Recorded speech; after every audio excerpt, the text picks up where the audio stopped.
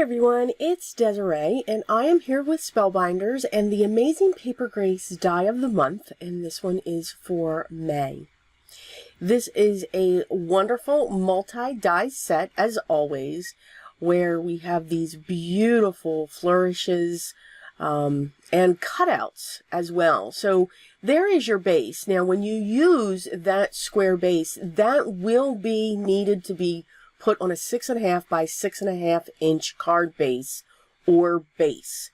But you can see that you can have cutouts, you can have multiple layers, and just multiple items. And then you have that floral die as well. Now I'm going to be focusing on the main items, and I've already cut them out and created my card base. So I've taken the center square die, I've drawn lines around it, and I'm going to use my craft knife and a metal ruler to cut this out. Now I'm cutting directly out of the top of my card base. Again, not standard size, it's 6.5 by 6.5, so you got to use multiple pieces to put that together. So once I have that cut out, and again, to save time, I do have my die cutting done prior to starting this.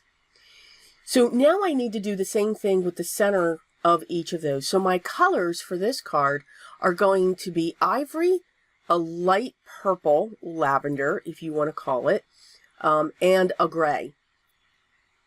So I'm going to draw around the outside of this, and I'm actually following the embossed indentation lines as well that match up. And I'm going to do the same thing for each of those.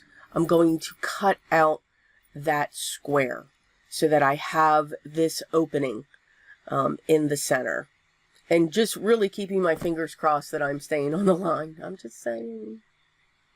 So you can see we've got a great border that's going around that. And now I'm just going to use this one, make sure that it's lined up, and I'm just going to draw the pencil lines into the center and then use those as my guide as well, because then these two pieces will match. I will be using foam squares cut up very small to actually put dimension in between these two purple layers.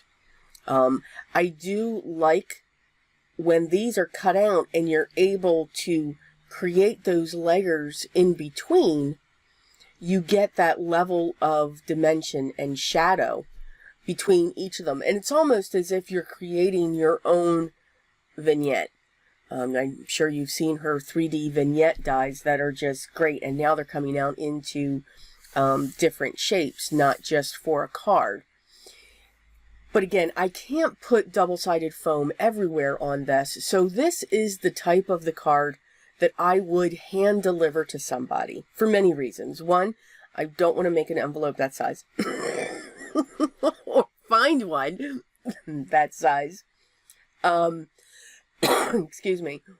And I'm not going to be able, I mean, I can get some foam squares on the very tips of the flourish that's coming out, but I can't do that to each of the sides. So again, definitely a card to be hand delivered to the recipient. And you can just see all of those little pieces that I've got going on there. But again, I was able to get a small piece of foam tape to the edge. Now you could also cut that image out multiple times and get that dimension that way as well. And it would be a stronger chipboard piece, absolutely, or actually. So then I'm using the gray, my gray cardstock, to go right in the center. So basically, excuse me, what I'm doing is when you open the front of your card, that piece is going to stay in there. So it's like a, a surprise or a multi-dimensional type card, if you want. I am taking that center piece that cuts out in ivory, and I've cut that 5 times because that's a separate die, so that I've created this thicker chipboard piece. I am going with one of my staples for sentiments, and it actually came in a previous card kit from Spellbinders, and I do not believe it is available any longer, but it has just got these beautiful fonts. I love the two different fonts. They go very well, and it's small. So 9 out of 10, I can get them to sit in a small area. But remember, you don't always have to put a sentiment on your cards. If you enjoy making your cards, make your cards. As long as you don't put a sentiment on them, you have the ability to put one on when a card is needed. So your cards can become anything that you want them to be. I went into my stash and I grabbed some purple ribbon that just matched perfectly. And oh my God, I did a ribbon in no time at all. Although, now, once I have that piece set, I will be using double-sided foam squares for that as well. I really want this to almost be even with what the front of the card is. So I'm adding some double-sided foam squares for that as well, and I'm going to set that in place. Now again, you don't have to. I just love the dimension. Now you can see I want to fishtail these, so I stupidly remembered this is how we do it for paper. Yeah, don't do that on fabric. I mean, you can, but you can't. If you just fold it in half, make sure you take notice of which way you're going to angle in.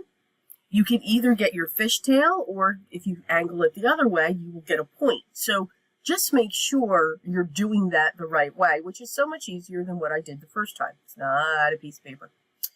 Okay, use the glue dot to set that in place.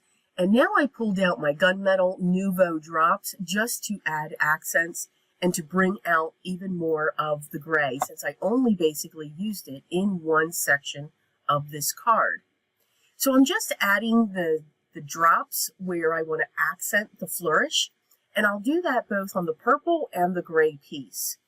Now, the other thing that I wanted to do was put drops along that border right by the gray. I thought that that would really pull that out.